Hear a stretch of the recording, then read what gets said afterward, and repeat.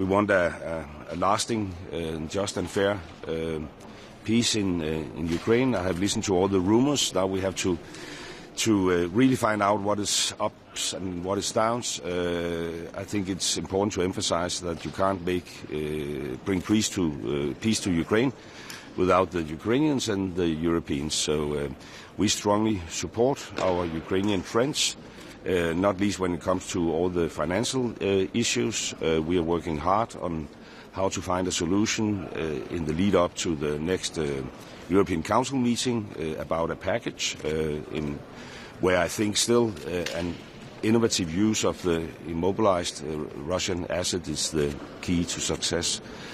And then the item about the Middle East and the peace plan in Gaza is important. I will travel there myself in a foreseeable future. We have deployed from the Danish Ministry of Foreign Affairs staff to the new civilian military coordination center, which I think is key. I think we should discuss today how Europe, in the best possible way, can support this peace plan. It is the only plan on the table. We worked very hard, being an elected member of at the UN Security Council, to pass this resolution, so we now have a mandate. It could be stronger. We still have a lot of issues linked to how to integrate the Palestinian authorities in a long-lasting peace, but it is the best possible solution, and we should avoid a situation where the best become the enemy of the good. So I think now it's up to Europe to engage as much as possible and to look into where we can support this plan, whether it is enhancing our presence, training Palestinian police officers, increasing our humanitarian assistance, or what I think is very, very important, continue support to the PA reform process. So I'm looking very much forward to a comprehensive meeting today. You're referring to this 28-point plan. Yes. Just a second ago. Isn't this, again, telling of how the Europeans are watching along from the sidelines while the big boys are doing the real negotiation and actually making a push for peace, in this case in Ukraine? Well, I think first and foremost we have to find out whether it is really the big boys who is behind this plan or not. Rumor has it that this plan. We should stand up for Ukraine. Questions about whether shift of land and territory should be a part of a peace must not be negotiated, without the Ukrainians. We have made that crystal clear.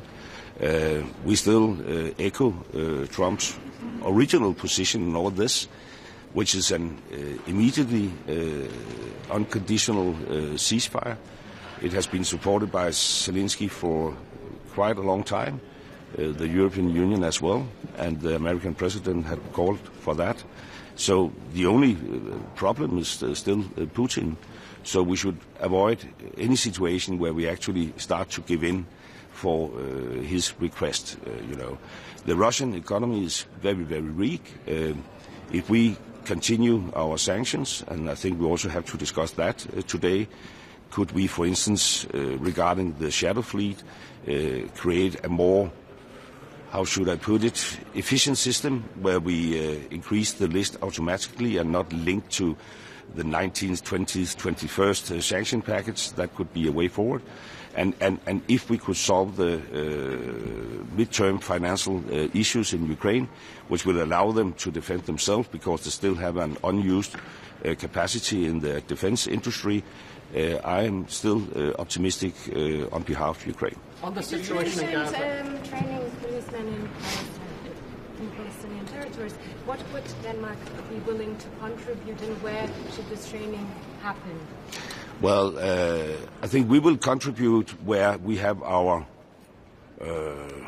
core competences, and that is not least when it comes to the humanitarian assistance, where we have spent like 1 million Danish kroner, what's that, 150 million euros since the 7th of October. We are working very intensively in Ramallah about the reforming process. I think that is very much linked to what we can do in Denmark. But of course, we are also willing to discuss with our colleagues whether we could contribute to some of the. We right now have 2 EU missions, and of course we are open-minded whether we should, increase our support. Minister, can I ask, in terms of holding the rotating presidency of the EU on the situation in Gaza, does Denmark support the arrest of Benjamin Netanyahu? Well, it's not up to us to support or not to support. I mean, we have an international judicial system which is established and is based on, core European values. So it's actually up to these bodies to take decisions, and we support these bodies. We do that financially, morally, and we also do it in these days where there's a tendency that someone around the globe, no one mentioned, put questions mark to these institutions. Thank you.